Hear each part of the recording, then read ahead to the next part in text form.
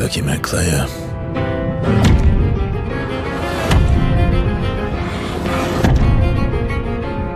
I'll lay you to rest, my friend. Everyone loves to retreat's turn-based combat. Now, I do want to call it pseudo real-time. Right? It does mixture turn-based elements with interactive inputs from the player during in-between turns, right? And this is usually called pseudo real-time. So, in this video here, guys, of course, I want to go over my top 10 games that actually have a far superior, far better pseudo real-time turn-based system, right, than 33 has.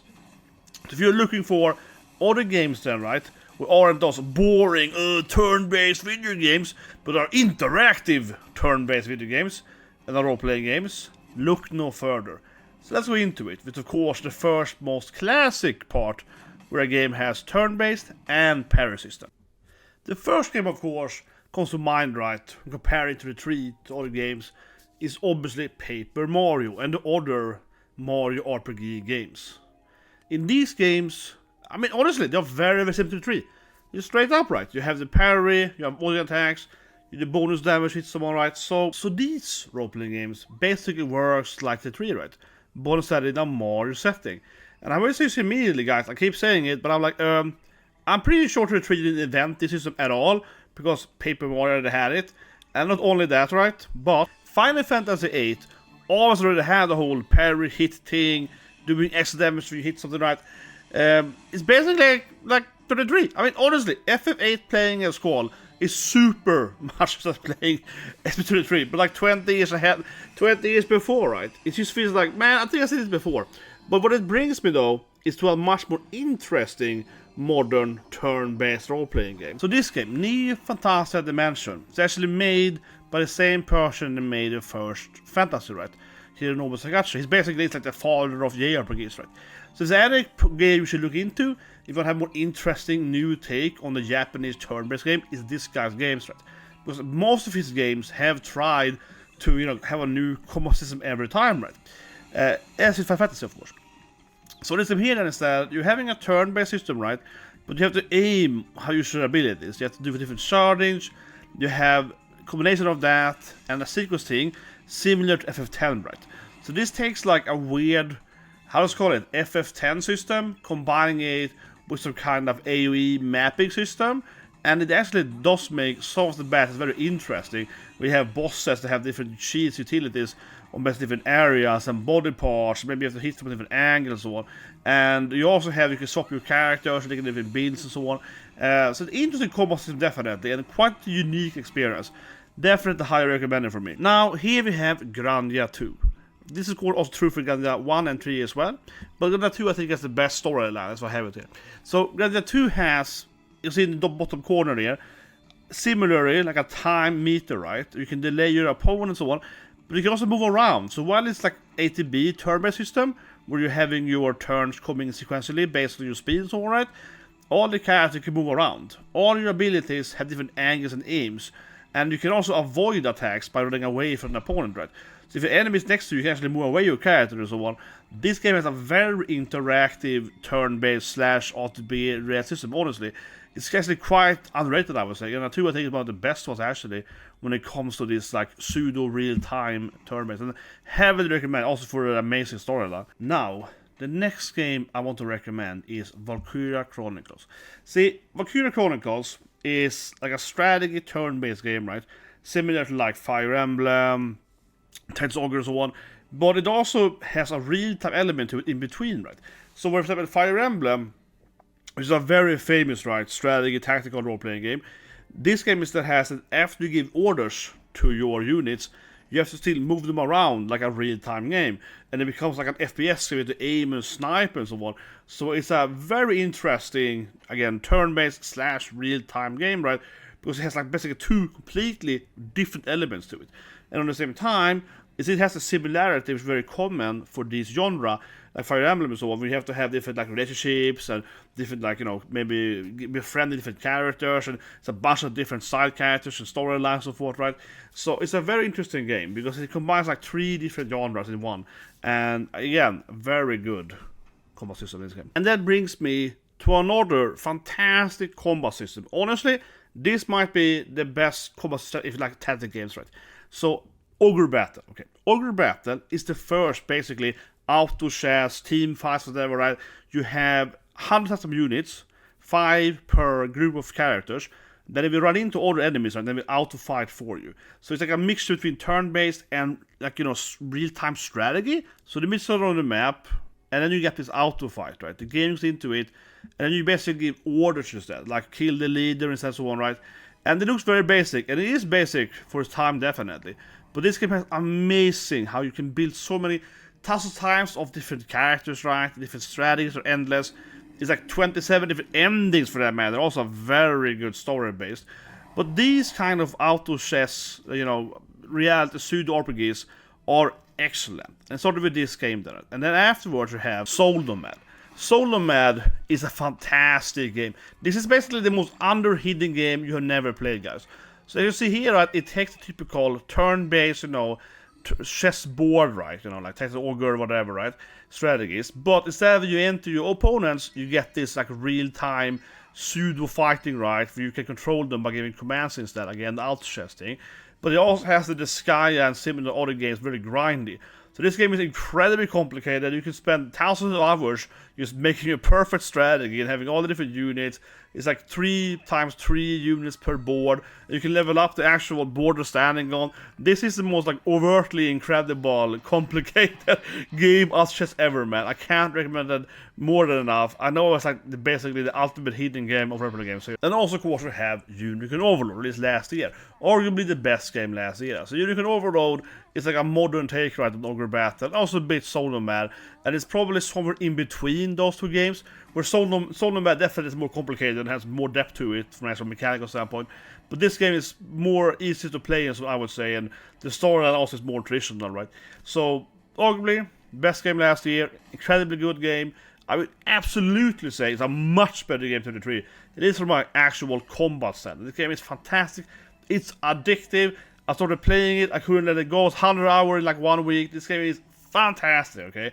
If you want to have a more interesting turn-based game, you have to play this game. This is definitely the best new modern take of this like auto chess, real-time / turn-based RPG. 100%. Uber recommended, 10 out of 10 game, guys. As a side note, obviously I can sit here and talk about all the Disgaea games and Phantom Brave, etc. Right? There are so many of these fantastic turn-based role-play games over the years from different Japanese studios, especially watching Nipponichi. But like I said, at this video here, I really do want to focus on the games that have this, you know, real-time pseudo thing, right, where you're mixing turn-based with some real-time elements. So this game here, Disgaea 1, fantastic, of course, turn-based game, but this is, of course, 100% turn-based. And just to be really, really clear, right, I want to show you guys better games than 3, right? So it has better combat system than 3. In that vein of, you know, turn-based plus something else. Otherwise, I would say this game here also is better than 3, right? But of course, it's purely turn-based. It's purely turn. And that brings us to last Remnant. Now, this game is the most complicated overkill game of all time. As you can see there, though, it has the combat system, right? It's 33. This is like 33, but for smart people. Like, seriously. Last Remnant is an incredibly hard, complicated, but also incredibly rewarding combat system. This is arguably the hardest combat system of all time in video games. But as you can see there, right, it does have the auto buttons, right? It has the, you know, inducing extra damage, press the button and so on. There's way more complicated builds, but this is perfect parry, blah, blah, blah, right? So it does have the 33 combat system. It's just like actually 10 times harder. Like all other games for the same developers, this game punishes you for grinding too much. It punishes you for doing the worst stuff. So I keep saying it, right? Last Remnant is 33 for smart people, right? Because overall, of course, 33 is a game for dummies. Now, if you find it too hard, because I don't, Last Remnant is very, very hard. I would recommend you start with this game here, Romancing Saga 2. Honestly, right, this is the best game last year. This is a fantastic role-playing game. It is the best remake that Square has ever done. They taken an old 90s game, right, and perfected it for modern consoles. It's incredibly hard, incredibly rewarding to play the game. Super interesting turn-based system where you can lose character permanently. Everything you do with matters. Everything is very, very meaningful. It's an incredible, like, high IQ game. I know it sounds silly, but genuinely, this is a fantastic, like, smart game. If you actually want to have a challenging gameplay and you feel that everything you do in combat matters. This game, just like the last Remnant, punishes you for grinding. So you want to avoid enemies. It punishes you to doing stuff in the wrong order. You can lose classes permanently. Characters can die very easily. You can lose your strongest character and so on. So it's interesting gameplay. You know, you actually care about the character. Imagine playing to the 3, right? And Loon actually would die like permanently because you played it wrong in the combat, right? Imagine if it did. That's why I think 3 is just a cowardly game to, right? There's no permanent, right? So it's all talk about, oh, the game is so sad or whatever, but the actual gameplay mechanics doesn't support it whatsoever, right? But anyway, this game though is, strictly speaking, a turn-based case. Last Remnant, right, actually has the mixture of parry, turn-based reality, so it's more exactly like looking for a better 3, right?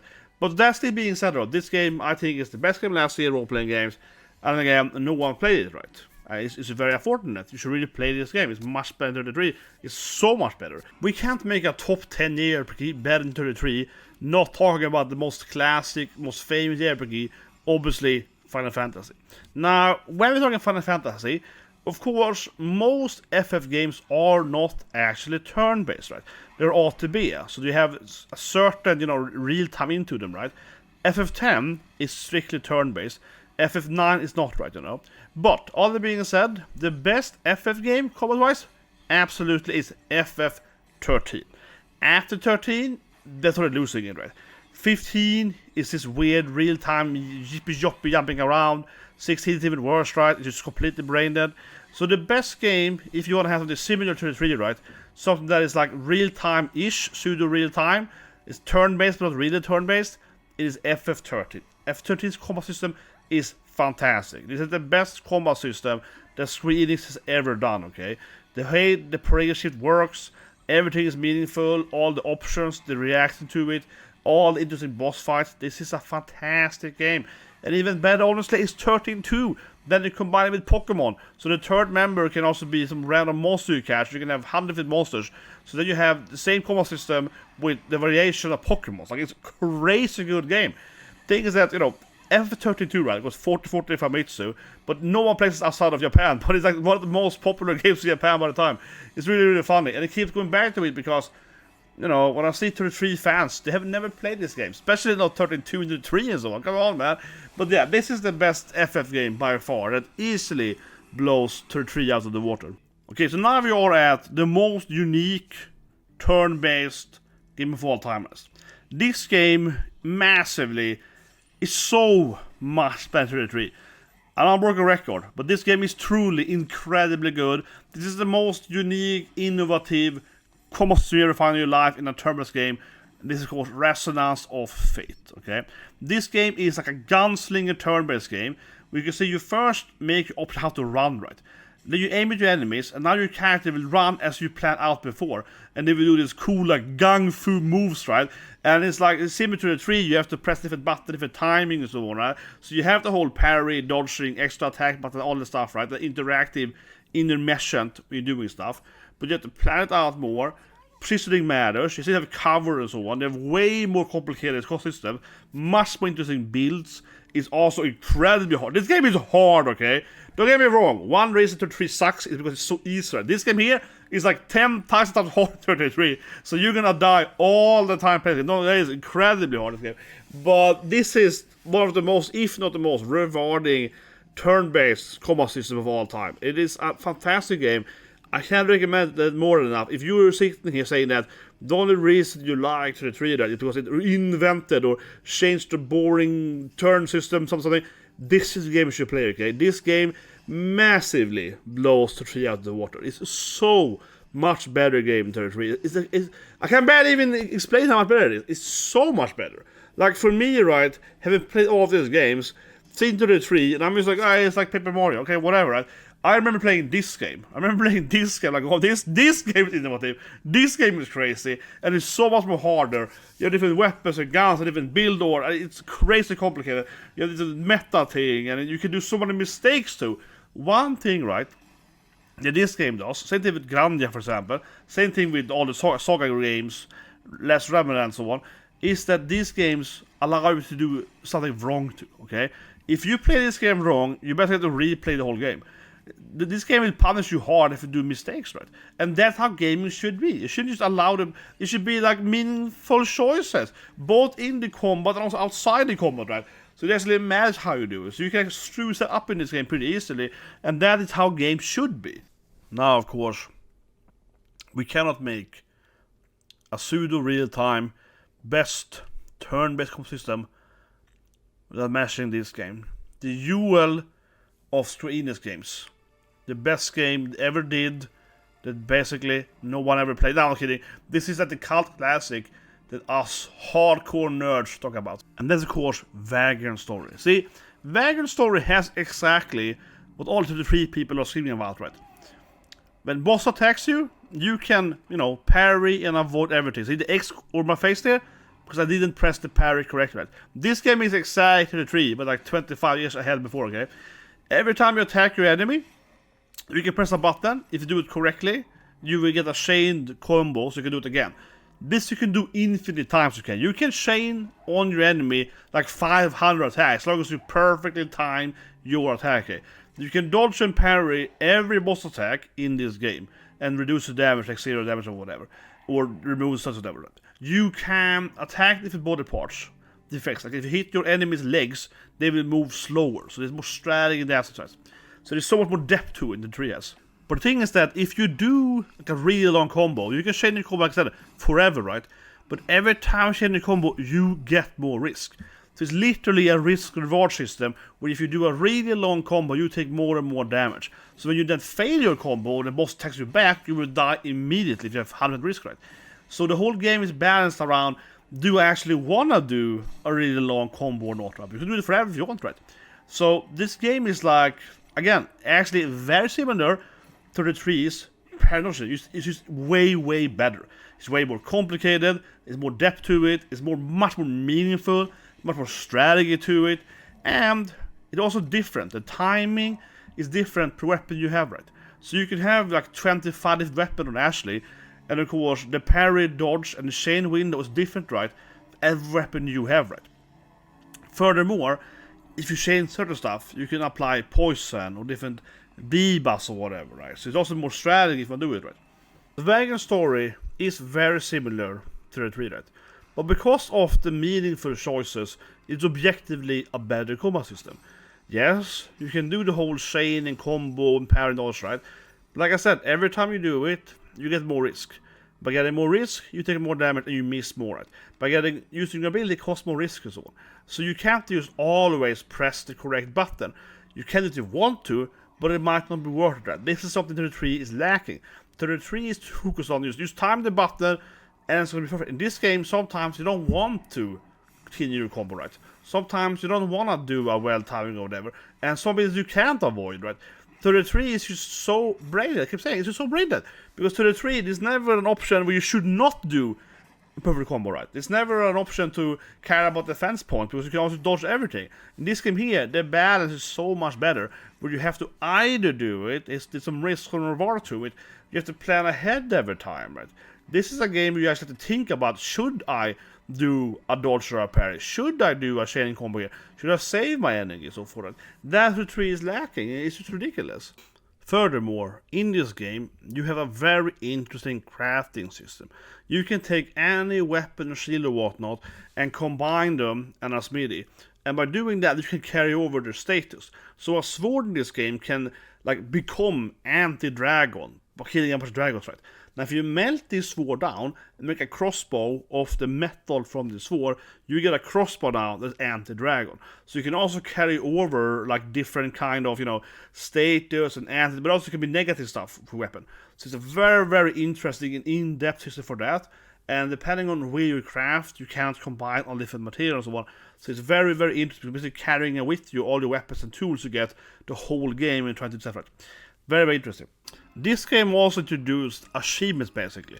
So if you killed 50 dragons in one playthrough, you got a special passive for that, and you also got an achievement for it. And every time you hit a boss, it's random and everything.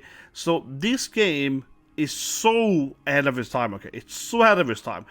its combat system, its achievement, its mechanics, it's still 100 times more in depth, better done, better movement, everything than 3 has 25 years later.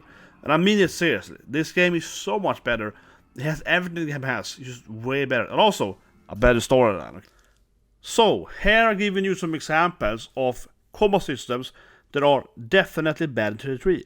Especially in Vagrant Story, I mean, the combat system is very, very similar.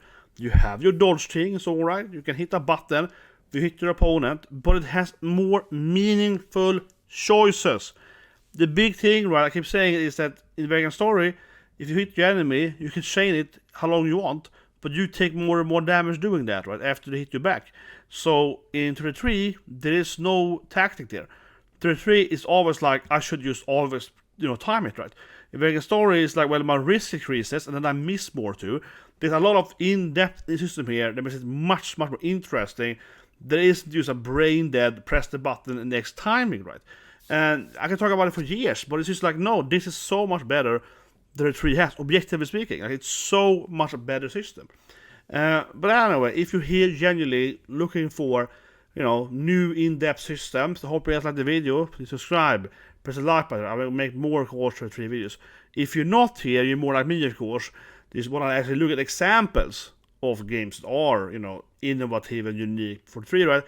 Again, hope you guys like the video. I mean, I have to say that I honestly assume most people in the part of the video right now, probably like me, looking at this, as I said last week, this community, lying, saying that no other game has ever done X, Y, or Z, when in reality it's like, no, here's an example of a bunch of games that have done all of this, right?